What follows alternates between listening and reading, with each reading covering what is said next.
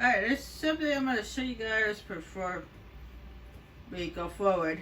Is this game does have an autosave, but it also has a hard save as well, just in case. And it also has a quick save feature. So, just thought I'd let you know about that.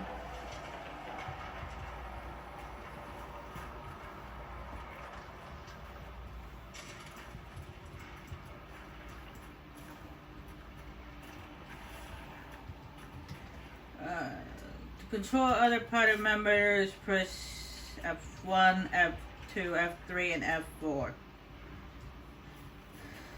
Demon's head. Glad you brought me down, Seeker. Don't rub it in there, Beric.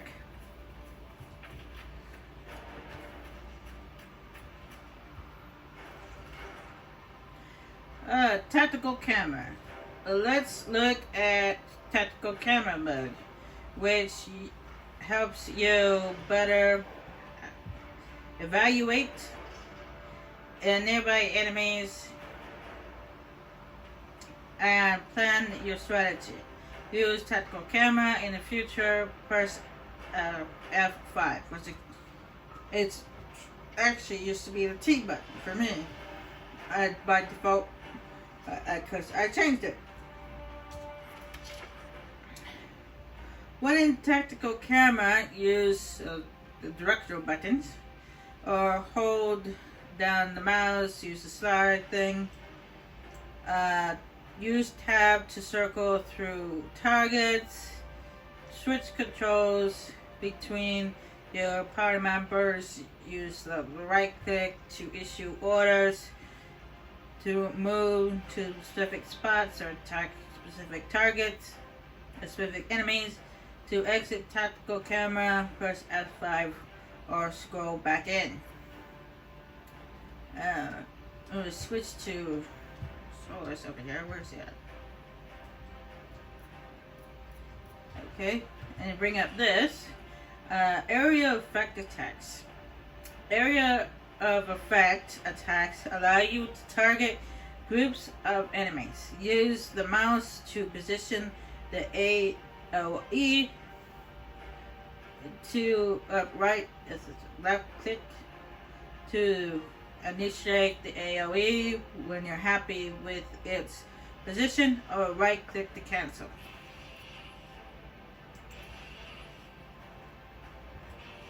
We switch to Varric and you attack that wreath in the background. This would attack that wraith, and you get that creature's attention.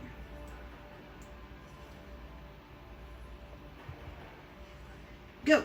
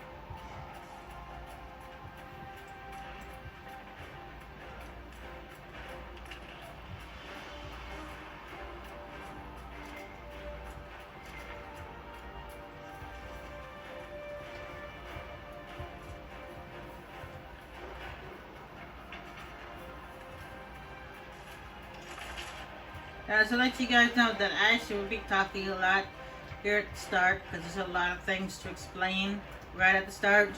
So I'd rather explain it right at the start of the game rather than explain it later, because it prevents from slowing things down.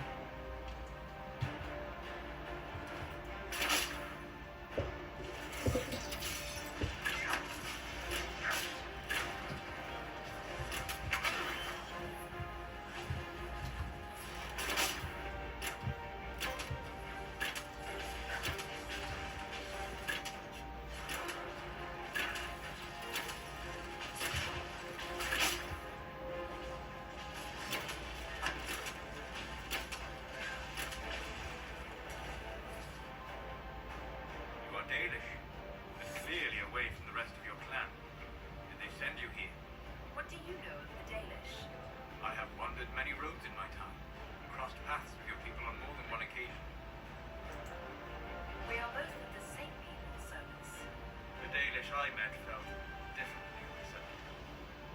Can't you elves just play nice for once?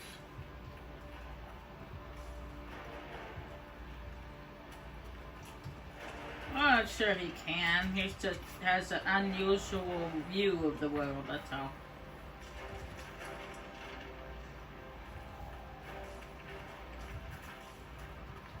But that's what makes him a cool guy. I like people who think differently, outside the box.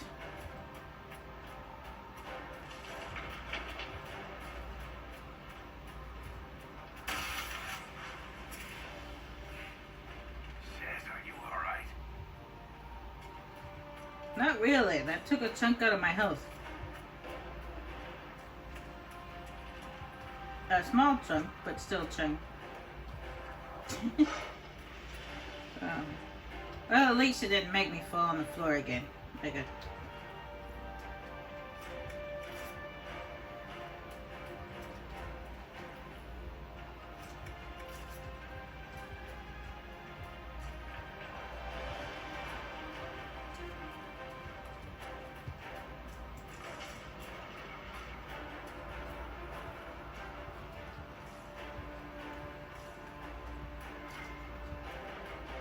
So, are you innocent? I don't remember what happened. That'll get you every time. Should have spun a story. That's what you would have done. It's more believable and less prone to result in premature execution.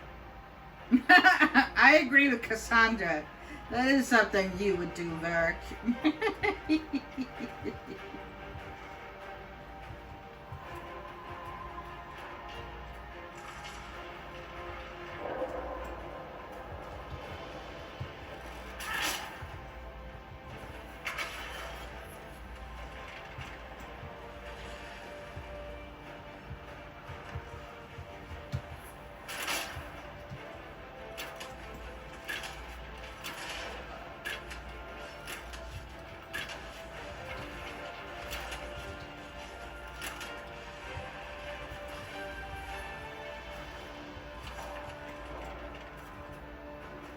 I hope Liliana made it through all this.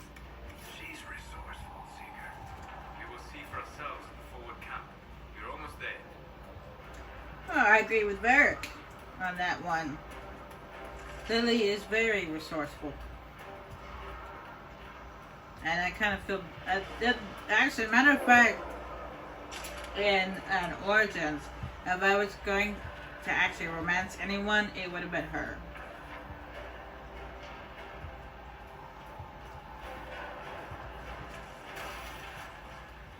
Another rift! We must seal it! Quickly! I keep coming! Help us!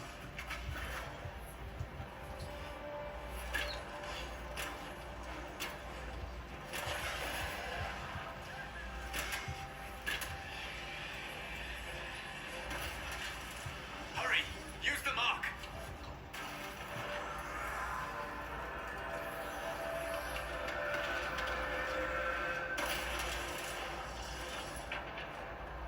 Which makes me regret that I didn't romance anyone. So I know I had a baby with that female dwarf in because of the origin story I chose, but I could have had my cake and eat it too. So anyway, your character has leveled up. This increases your health and status automatically, and awards you one ability point. Press L to open the character record to see the ability screen. The rift is gone. Open the gate. Right away, Lady Cassandra. We are cleared for the moment. Well done. Whatever that thing in your hand is, it's useful. I believe that it used to be C, but I changed it to L. Anyway, I might as well go over this since I bring it up for the first time. Explain it now so I don't have to explain it later. Each class has their own set of ability trees. As you see, for a rogue, we have the double daggers, which they actually changed that. In Origins, you could carry a weapon and a dagger, but in the second one, and here in Inquisition, you can only use daggers. Why they changed it that way, I do not know. They just did that. And then you have archery, sabotage.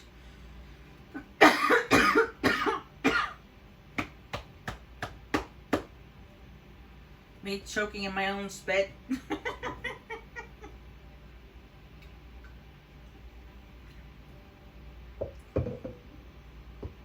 Okay.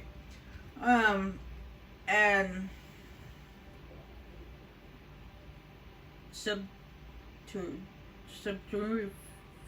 I'm not sure what that word is. And for warrior, you have weapon and shield, two-handed, battle master, and vanguard. And for mage, you have spirit, storm, inferno, and winter. And right now, I only have my main character, which leveled up. As you see, I have these two abilities at the start. And I'm actually going to get this pops up. Get this to pop up. That's what I'm doing. Each ability tree contains active abilities, upgrades, and passive abilities. Active abilities have diamond-shaped icons. They can be mapped on your hotbar and used in combat. Now, to let you know, you actually don't need they don't have to be on the hotbar, but they do. In order for you, because you can switch between characters, in order for yourself to be able to use them, they have to be on the hotbar. But the NPC can use ones that are not on the hotbar. So if you don't have them there, they still use them.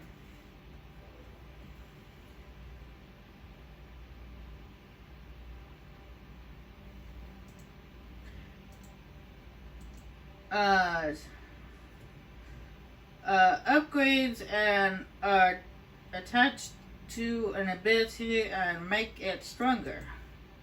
Passive abilities have circle icons and permanent boosts to your character that are always active. Use the mouse to drag with left click to navigate the tree and hover over an ability and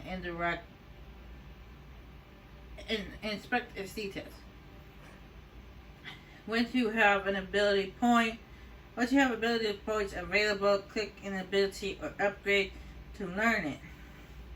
You can only learn abilities connected to the root of the ability tree or connected to an ability you've already learned.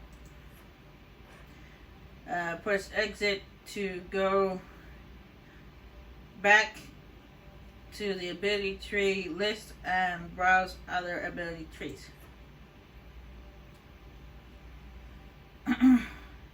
Now, the way that this works is in order to say if I wanted to get the throwing knives or the toxic cloud, I actually had to go through all this. I had to get this one first, then this one, in order to get down here to these. It's the same thing with this. I had to get that one, and then that one. You can't just go straight to it. For this one, I should unlock poison weapons. That's because this right here, the upgrade, is a leeching poison. And while you have that poison weapon active, the leeching poison restores some of your health. So that's good. active abilities are automatically assigned to an empty hotkey if one is available after learning. At any time, you can drag a learned active ability to map it to a hotkey or the hotkey of your choice. Select the Tactics tab from the top of the character record to access a complete list of your learned abilities, the learned active abilities. So if you go to the Tactics tab here, it actually shows you what your I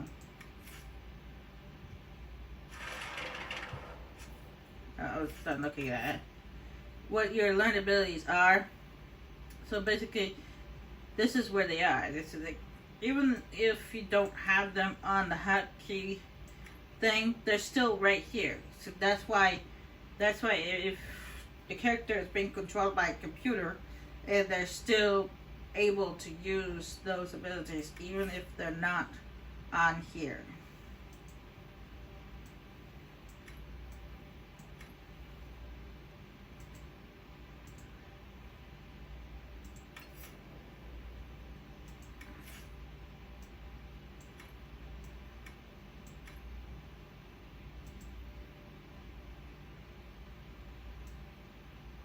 I'm actually gonna take that out the hotkey because even though it's on here, you can use it without it being on the hotkey. It's just I don't really like the cap drops. They're not like the cap drops that you use and with Catwoman, where she throws them and then she kind of jumps back. In this case, he just kind of throws them on the floor, just sits there.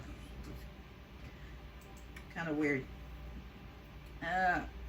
The behaviors screen allows you to provide instruction to your party on how they should fight, cooperate, and defend themselves in combat. While you can direct, control, and switch between party members at any time, they will follow these rules when you are not controlling them. Now these I usually keep the same. These first three. The only thing I actually changed is this one. Instead of at 30%, I changed it to 50%.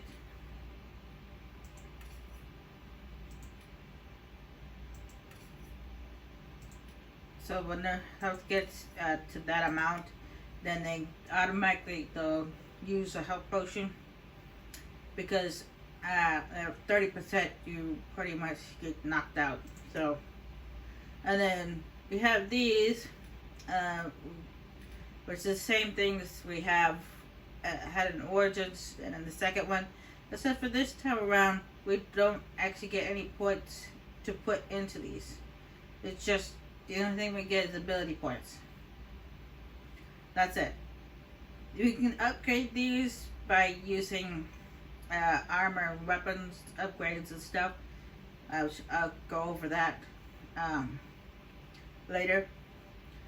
And then it also keeps track of other things as well. It's the offense, defense, and other stuff. Anyway, let I go over that.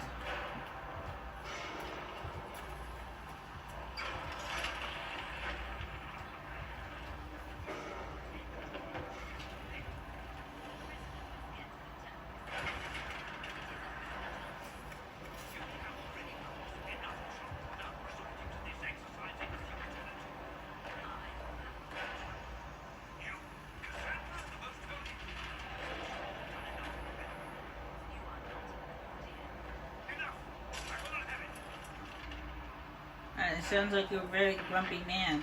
Now, speaking of things being grumpy, my stomach is being really grumpy right now. I think I need the toilet. I'll be right back.